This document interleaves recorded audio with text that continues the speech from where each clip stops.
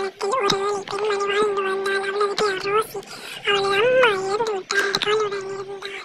அவள் வாழைப்பழங்களை விற்று வந்தாள். கடை வழியா அவள் வாழைப்பழங்களை ஒருவருடைய காட்டுக்கு பழப்பழங்களை விற்க காட்டு வழியாக சென்றாள். கடத்தல்காரன் அவளை கடத்திக் கொண்டு சென்றான். அவளை சங்கிலியால் கட்டி வைத்தார். அதற்கு பிறகு ஒரு இளவரசன் வந்தார். அவளை காப்பாற்ற நினைத்தார். அவன் தூங்கிக் கொண்டிருந்தான் கடத்தல்காரன். அந்த இளவரசன் அவளை எப்படியாவது காப்பாற்ற வேண்டும் என்று காப்பாற்றிச் சென்றான். அவளை குதிரையில் ஏற்றிச் சென்றான். அவள் மயக்கம் தெளியும் வரை நாம் அவளை அரண்மனை கூட்டிச் செல்ல வேண்டும் என்று அவளை கூட்டிச் சென்றான். அவளை கட்டிலில் படுக்க வைத்தான். அவள் தூக்கம் தெளிந்து எழுப்பினாள். எழுப்பி கட்டிலால் எங்கே இருக்கின்ற இளவரசன் திரும்பி பார்த்தாள். இது உன் மாளிகைதான் இளவரசி என்றாள். அவள் அதிர்ச்சி அடைந்தாள். அவள் அழகான ஆடைகள் போட்டிருந்தாள்.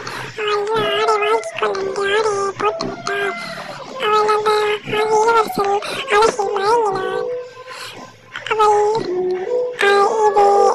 நான் உன்னை திருமணம் பிடித்தான். அவளுக்கு குழந்தையும் பிறந்தது. அவள் குழந்தைய ரோசி வயலட் என்று பெயர் வைத்தாள்.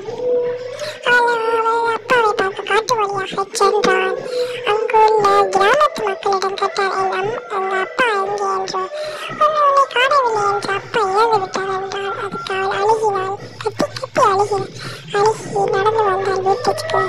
இளவரசன் கேட்டால் ஏன் அழுகிறாய் என்று கேட்டாள். என் அப்பா இறந்து விட்டான். இளவரசன் அதிர்ச்சி அடைந்தான்.